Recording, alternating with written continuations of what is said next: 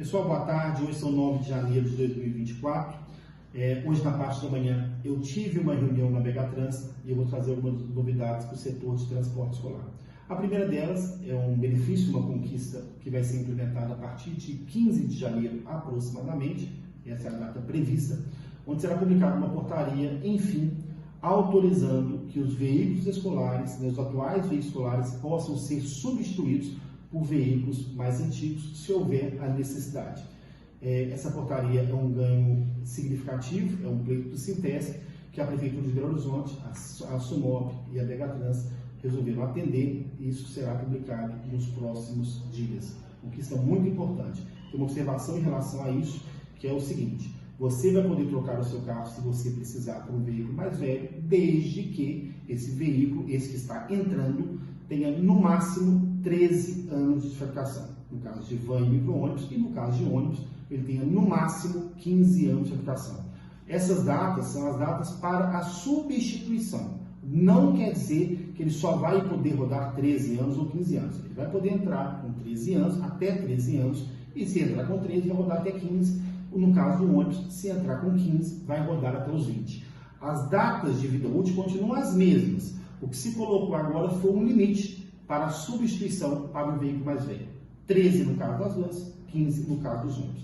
Um benefício muito importante que será publicado nos próximos dias. Um outro benefício que também sairá, que vai contemplar o setor, é a autorização para que autorizatários do transporte escolar, pessoas físicas que tenham mais de 60 anos, possam colocar um preposto motorista auxiliar. Hoje o regulamento só permite para as pessoas físicas o motorista auxiliar se ele for um parente ou em caso de doença. Com a mudança do regulamento, aqueles que possuem mais de 60 anos vão poder contar com essa possibilidade, que também foi um pleito do Sintesc, está sendo atendido agora pela Megatrans. Um outro ponto que vai haver em 2024 é a publicação do credenciamento do transporte escolar. Esse credenciamento sairá provavelmente no dia 15 de janeiro e ele está saindo em razão de um problema que a Prefeitura de Belo Horizonte está enfrentando, que envolve a questão das caixas escolares. Vocês devem ter visto nas portas de algumas escolas, alguns ônibus de fretamento fazendo aquele escolar público, aquele escolar que a Prefeitura paga. Isso no passado era feito por licitação, com uma única empresa, e agora a própria caixa escolar, a própria escola está fazendo a contratação direta desses operadores. Acontece que o Ministério Público, ele instaurou um procedimento investigatório, teve uma denúncia, e ele está exigindo que a Prefeitura de Belo Horizonte passe para as caixas escolares a obrigatoriedade de contratar apenas veículos do sistema escolar. Nada mais do que lógico, porque realmente não tem muito sentido a Prefeitura poder contratar um veículo fretado que não é escolar para fazer um transporte escolar. Isso agora vai acabar e por este motivo a Prefeitura está abrindo credenciamento porque ela acredita que é necessário